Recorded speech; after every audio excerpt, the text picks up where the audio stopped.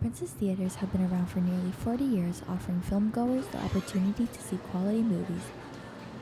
But who is the man who founded these theaters, and what does he have in store for the future? My name is John Tutt. I'm from Brantford, Ontario, south of Kitchener-Waterloo. Grew up there and came to Laurier in Waterloo in '79 to study at the BBA program at Laurier. I wasn't exactly the briefcase carrying, I'm going out to work for 3M or IBM or some financial institution.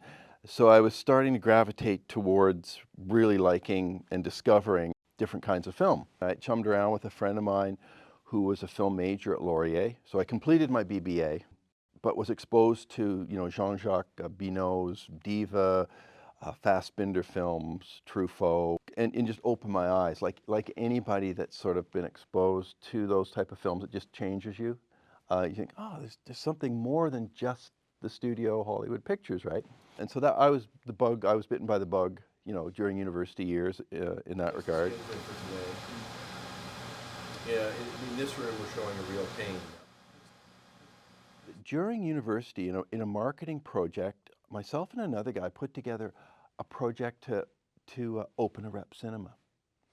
And it was a course actually, course project, start a small business, dreaming.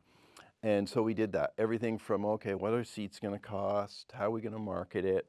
And then after graduation, it became kind of a reality. I really wanted to try to do this project and started looking around for spaces.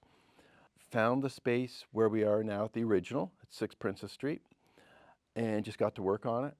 Cleaned it up, took out some old seats, put a new screen in. It was funny, we started in 16 millimeter. That's how we bought 2 16 millimeter projectors that arrived that day. So when we opened the theater with Casablanca, I'd barely even threaded a 16 millimeter projector before. And then off we go. And that's how it started.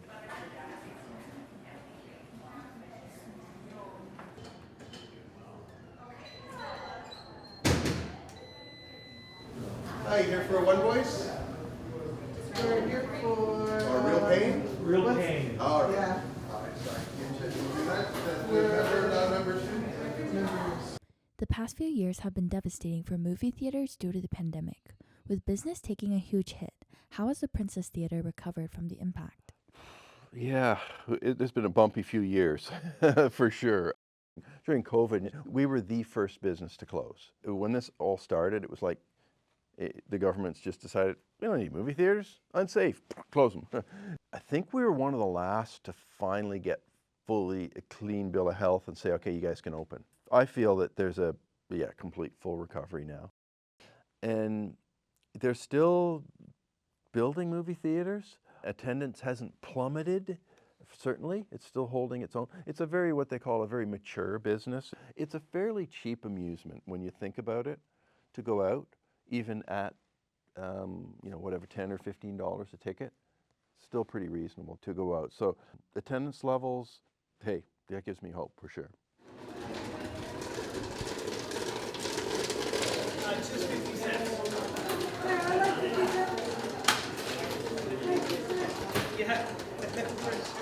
My main source of hope was the Toronto Film Fest, because sometimes by the end of August, so the slowest weekend of the year, when you get to that point, now you're 2 weeks before Toronto Film Fest.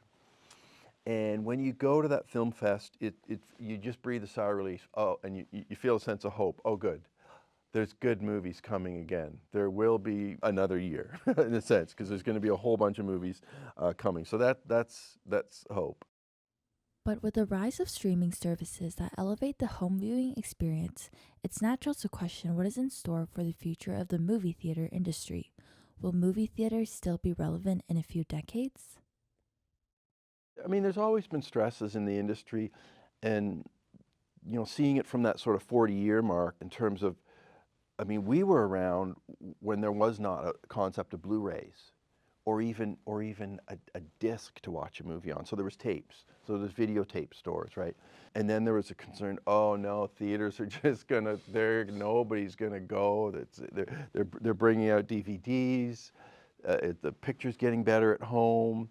Oh, now there's Blu-rays, oh no.